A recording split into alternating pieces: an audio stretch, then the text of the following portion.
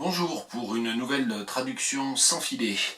Et aujourd'hui, je marque le coup en quelque sorte avec l'acquisition d'un nouvel exemplaire que je tiens à l'envers, d'un nouvel exemplaire de la Final Edition, l'édition définitive de Human de Tom Phillips. Alors le projet gigantesque qui a pris 50 ans en quelque sorte de l'œuvre de Tom Phillips, de la vie de Tom Phillips, Human, je ne vais pas rentrer dans le détail, mais c'est juste pour dire que Tom Phillips en 1966 a acheté pour 3 pence chez un bouquiniste un roman victorien totalement méconnu d'un auteur totalement oublié, Mallock, le titre c'était Human Document, et il a décidé en fait de retravailler toutes les pages et d'en faire à chaque fois une œuvre d'art en gardant des parties de texte et en refaisant en peignant par-dessus, en redécoupant, enfin voilà. Et moi j'ai découvert ce texte, je vais en parler je pense d'ailleurs dans une autre vidéo, donc je ne vais pas trop m'attarder là-dessus pour l'instant, mais j'ai découvert ce texte en 2005, un peu par hasard, enfin je raconterai comment ailleurs.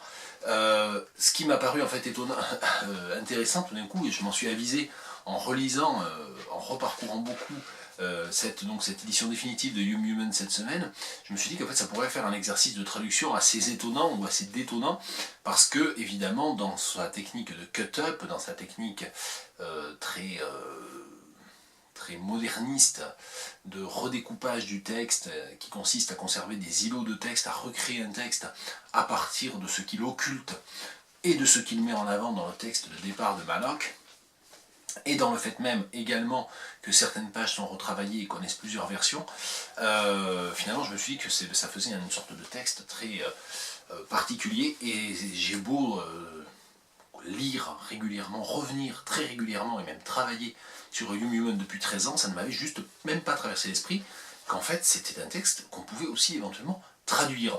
Voilà, donc à titre de curiosité ou de point de départ, j'ai choisi la page 198 de Human qui en compte 317. Et en fait, ce qui m'a intéressé, alors j'ai regardé ça brièvement, je ne possède ni la première ni la deuxième édition, à mon grand regret, et je vérifie ça assez régulièrement, mais voilà un petit peu à quoi ressemble la page 198 des 3e, 4e et 5e éditions. Et puis ça fait partie des pages qui ont été modifiées dans l'édition définitive, à savoir elles sont identiques dans les éditions 3, 4, 5, et elle est différente dans l'édition définitive. Et différente, ça veut dire différente bien entendu picturalement, graphiquement, mais également du point de vue du texte qui est conservé et donc mis en avant. Donc ça veut dire que j'ai en fait 2 pages 198 de Human à traduire. On va commencer par la première, celle de la 5e édition de 2012, mais qui est identique dans les 3e et 4e éditions.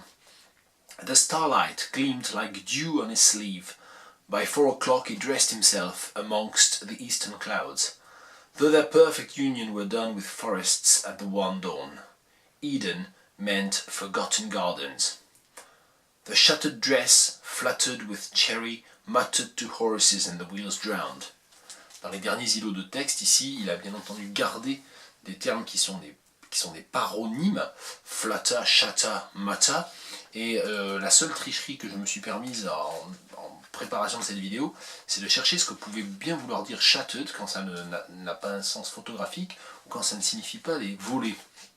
Parce qu'en fait, ce qui est intéressant dans cette page 198, c'est que par palimpseste, en fait, malgré le gribouillis, je ne sais pas si on peut le voir, on voit le texte en dessous. Je vais cacher mon visage, ça sera mieux. Voilà, on voit le texte en dessous. Et donc du coup, on peut lire qu'en fait, il a gardé comme îlot de texte The shattered dress fluttered with cherry muttered to horses and the wheels drowned. Mais en fait, shattered, c'était lié à glass, et donc c'était But his mind through the shattered glass saw the gleam of a certain brown hat. Et donc shattered glass, en fait, ça donne une sorte de verre cathédral, je pense, ou de verre dépoli, enfin de verre à travers lequel on perçoit des formes, mais pas très précisément. Et donc du coup, shattered dress, puisqu'il choisit de garder ça, the shattered dress, ça serait une robe ou un vêtement qui dévoile et qui cache à la fois. Bon, la grande difficulté ici, et je ne vais même pas essayer de la régler, c'est paronomase, shattered, flattered, matted. On va voir comment on s'en sort. Et puis je vais lire le texte de la page 198 de l'édition définitive, la Final Edition de 2015, il me semble. On va voir que ça n'a rien à voir, 2016, pardon. On va voir que ça n'a rien à voir. Donc là voilà. Hein. Two star, she murmured, I want two star. In the lights of nocturnal eyes. The forgotten light of promise, the past a closed gleam. Irma, Irma, he muttered to himself as the wheels drowned. Et donc on voit qu'il y a certains termes comme star, muttered, et également gleam et the wheels drowned, je crois, qui sont communs aux deux versions radicalement différentes de la page 198, traité, treated par Tom Phillips. Allez, assez expliqué, assez lu, essayons de traduire la page 198 de l'édition 2012.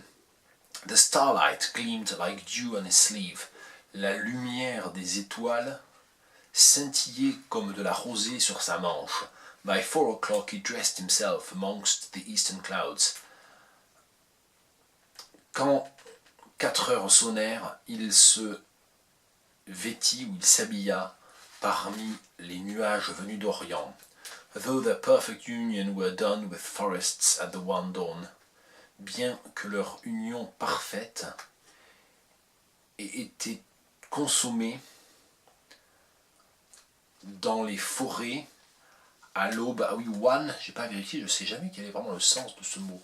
The one dawn, je sais pas, à l'aube pâle, mais c'est pas ça en fait. Eden meant forgotten gardens. Eden, cela signifiait des jardins oubliés. Eden, c'était des jardins oubliés, était synonyme de jardins oubliés. On en vient à notre fameuse paronomase. The shattered dress, fluttered with cherry, muttered to horses and the wheels drowned. La robe cathédrale, peut-être, après tout, allons jusqu'au bout, la robe dépolie ou la robe cathédrale, puisque je me suis inspiré de ce que l'on lit en palimpseste, de ce que l'on lit encore sous la peinture, sous le dessin, après tout, pourquoi pas. La robe dépolie, fluttered with cherry,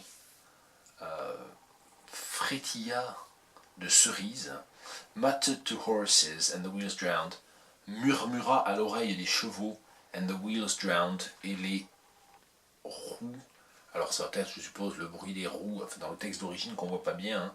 Ça va être quelque chose du style le bruit des roues noya, je sais pas quoi les paroles, quelque chose comme ça. And the wheels drowned, et les... Mais là, the wheels drowned, c'est la fin de cette page, c'est la fin du poème en quelque sorte, de l'îlot de texte, et donc drown devient un verbe intransitif, et les roues se noyèrent, en français on est obligé de trancher. Voyons à présent la page 198 de l'édition de 2016. Two star, she murmured. Alors, two star, comme two star va être répété 3 fois ici, qu'il l'a gardé et trouvé 3 fois à 3 moments différents sur la même page et qu'il l'a conservé. Ici, ça commence avec l'ambiguïté du nom, ça pourrait être à l'étoile ou à une étoile, à étoile littéralement. Mais ensuite, c'est I want a star, donc je veux briller, je veux devenir une star. Hein. Je veux être dans la lumière, enfin, to star, être une star peut-être. Être une star, she murmured, I want to star. Elle murmura, je veux être une star. In the lights of nocturnal eyes. À la lueur d'yeux nocturnes. To star, être une star. Alors évidemment, on perd totalement toute l'ambiguïté, l'ambivalence en anglais entre star, bien sûr, star et étoile. The forgotten light of promise, la lumière oubliée des promesses. The past, a closed gleam, le passé, un scintillement ou une lueur encore. Il y a beaucoup de termes qui connotent la lumière. Ici, on n'en a pas beaucoup en français. Un scintillement ou un chatoiement, un chatoiement. Le passé, un chatoiement fermé. Irma, Irma, he muttered to himself as the wheels drowned. Irma, Irma, se murmura-t-il, murmura-t-il pour lui-même, murmura-t-il à part lui, as the wheels drowned, tandis que les roues se noyer. Et alors là, du coup, on a le même problème que précédemment. Le texte se termine avec The Wheels Drowned, et donc ce drown qui était certainement transitif à l'origine devient intransitif, et on est obligé d'avoir recours au pronominal ici en français.